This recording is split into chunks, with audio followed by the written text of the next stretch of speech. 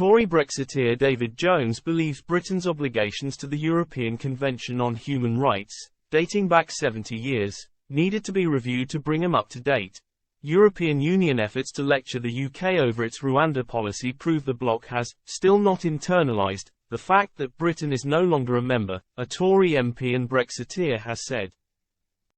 David Jones was commenting on reports that senior EU officials have contacted British counterparts urging him not to backtrack on international human rights agreements in order to deport asylum seekers to the African country in accordance with a deal struck last year.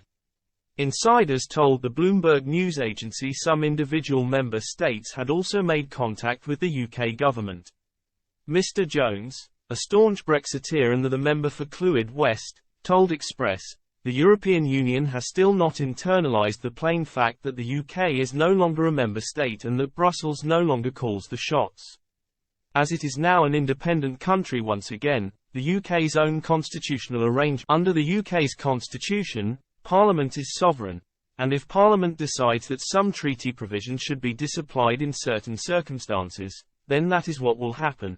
The European Convention on Human Rights and other similar arrangements were agreed more 70 years ago, long before the mass movement of people and long before the development of an organised criminal people smuggling racket," Mr. Jones pointed out. He continued, "Those obligations should now be reviewed and, if necessary, renegotiated.